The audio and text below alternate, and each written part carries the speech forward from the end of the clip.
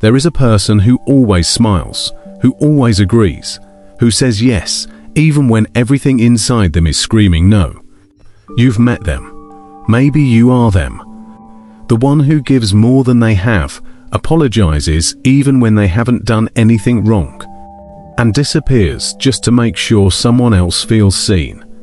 But beneath that gentle surface lies a quiet tragedy, a deep-rooted psychological wound dressed as kindness, a child that never got permission to be real.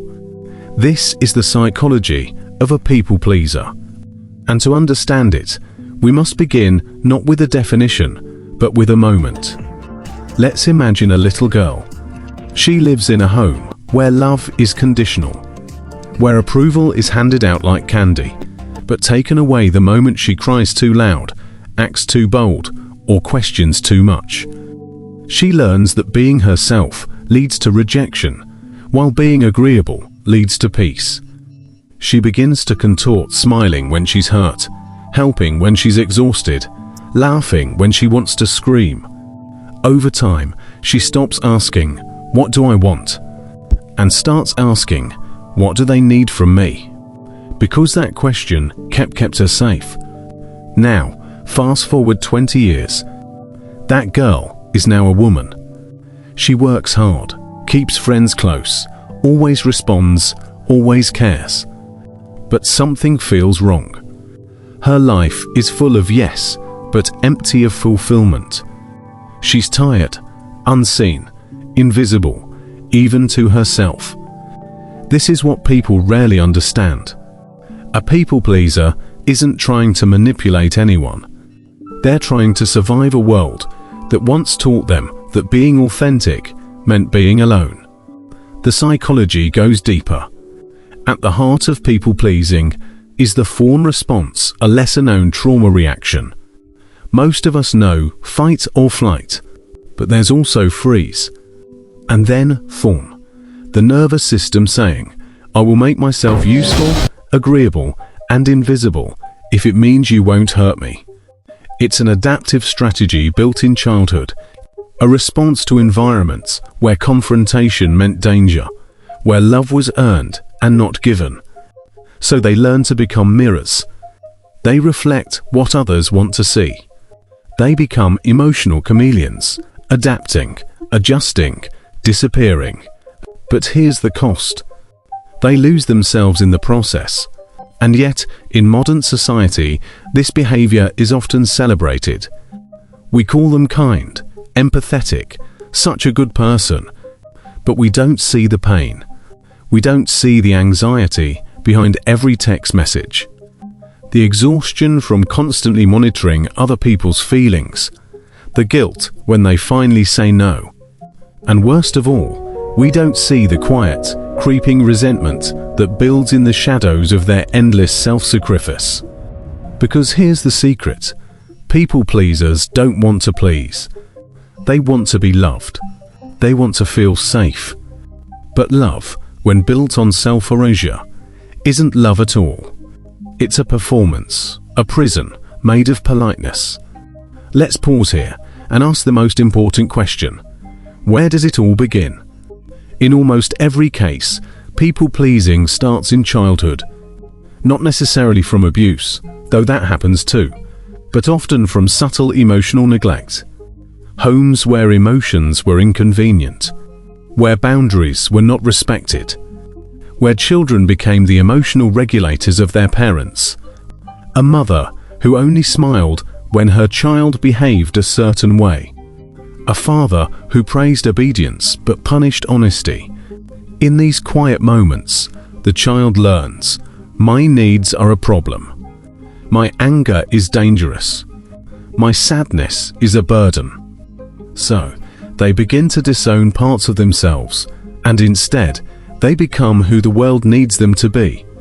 They become helpful, pleasant, easy, and in return, they feel accepted. But it's not acceptance of them, it's acceptance of the mask. As adults, they enter relationships that mirror their childhood.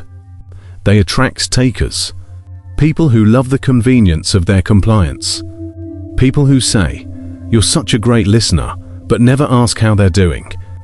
People who say, "You're so easy to be around," but never notice their sadness.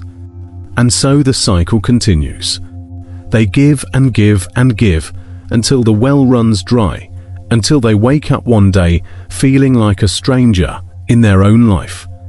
No identity, no boundaries, no voice. Just a long list of things they did for other people. But here's where it gets even more tragic. People pleasers often feel deep shame about their own needs. Asking for help feels like a crime. Saying no feels like betrayal. Having preferences feels selfish, because for years they were trained to believe that love was a transaction. That value comes from what they offer, not who they are. So even when they're exhausted, they smile. Even when they're overwhelmed, they agree. Even when they're breaking inside, they pretend they're fine. It's not just fear, it's identity. But what happens when that identity starts to crack? What happens when the exhaustion becomes too much? When the resentment breaks the surface? When the suppressed voice inside them finally whispers, "I want to be real"? That's the beginning of transformation. The first breath of liberation. Because healing from people-pleasing isn't about becoming selfish. It's about becoming honest. It's about reclaiming your voice, your needs, your anger, your joy. It's about standing in front of a mirror and saying, "I matter too." People pleasers are not weak. They're some of the strongest people you'll ever meet. Because it takes enormous strength to carry the weight of everyone else's comfort. To silence your truth every day and still keep going. But that strength doesn't have to be used for survival anymore. It can be used for rebirth. Healing begins quietly, not with grand gestures, not with cutting everyone off or suddenly turning defiant, but with small defiant truths whispered in the dark. "I'm tired. I don't want to do this. I feel unseen." These are not selfish thoughts. They are the first seeds of awakening. And for the people pleaser, they're terrifying because their entire identity was built on silence. But you cannot heal what you pretend doesn't hurt. The journey begins with one realization. You are allowed to exist outside of someone else's expectations. Let that sink in. You are allowed to disappoint people, to be misunderstood, to be disliked if it means being real. Because people-pleasing is, at its core, a form of self-abandonment.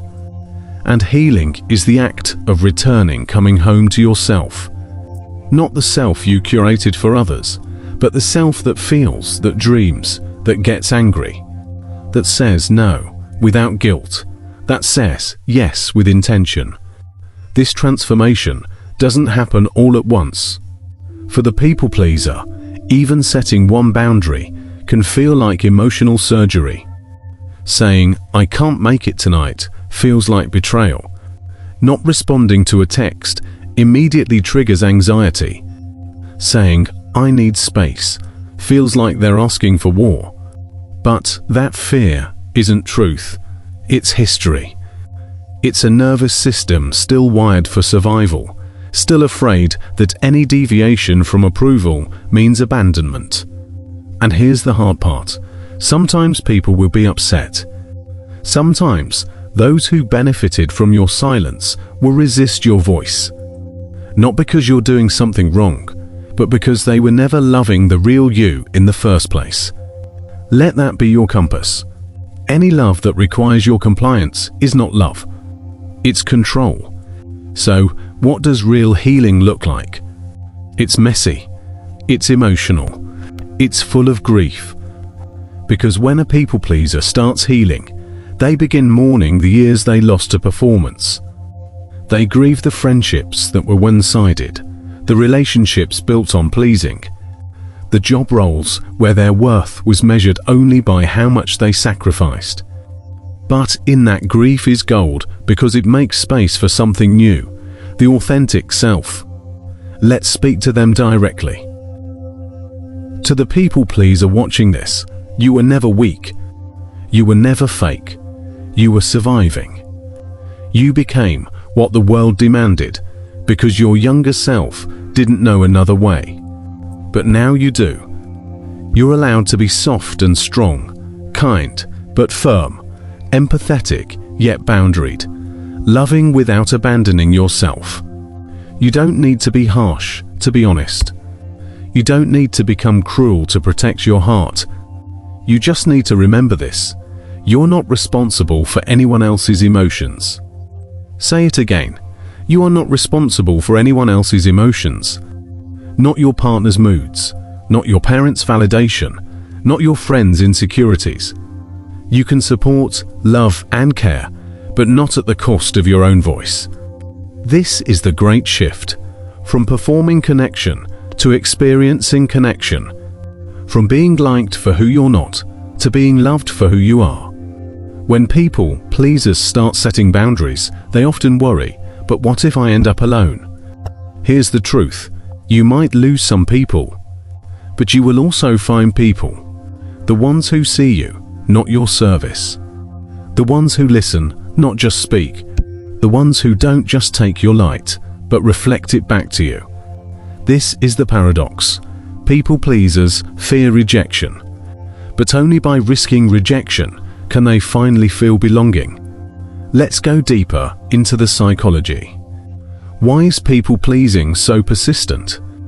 Because at a cognitive level, it's linked to identity fusion. They don't just act in service of others, they believe that's who they are. And to let go of that identity feels like death. But it's not death, it's rebirth. It's the painful but beautiful process of becoming whole. Not a fragment of someone else's comfort, but a sovereign human being. A person with opinions, preferences, desires. A person with the right to change their mind, to rest, to say no, to take up space. You were not born to be an accessory to someone else's life. And what about guilt? Oh yes, the guilt is like a ghost that haunts every people pleaser. They feel it after declining an invitation, after turning off their phone, after asserting their truth. But guilt isn't always a signal of wrongdoing. Sometimes it's just old programming reacting to new behavior. It's the echo of childhood saying, don't upset them. Don't speak up. Don't be selfish. The healing response is this: feel the guilt and do it anyway. Let the nervous system recalibrate. Let your inner child learn that safety no longer comes from self-sacrifice. It comes from self-honoring. And now let's talk about self-love. Not in the shallow, trendy way, but in the real, gritty way. Self-love for a people pleaser looks like this: saying no without a paragraph of apology, resting without earning it, walking away from relationships that only love your silence, asking yourself, what do I want? Before answering, what do they need? Choosing discomfort now over resentment later. This kind of love isn't soft. It's revolutionary. It's the rebellion of someone who has spent years being a mirror and is finally becoming a masterpiece. So where do you go from here? You start small. You name your needs. You notice the patterns. You practice saying no. You disappoint people and survive it. You will shake. You will doubt. You will cry. But you will also feel something new: freedom, peace, clarity. Because for the first time, you're not acting. You're living. You are not a product of what others need. You are a person full and flawed and worthy. Let's end with this. The world does not need more agreeable people. It needs more authentic ones. The world does not need you to shrink to keep others comfortable. It needs you to expand, even if it rattles a few cages. And you don't need to be perfect. You don't need to be loved by everyone. You just need to be loved by yourself, and a few real ones who love the unedited version of you. That is enough. That has always been enough. So to the recovering people pleaser, take up space. Take back your life. You don't owe anyone your silence. You never did.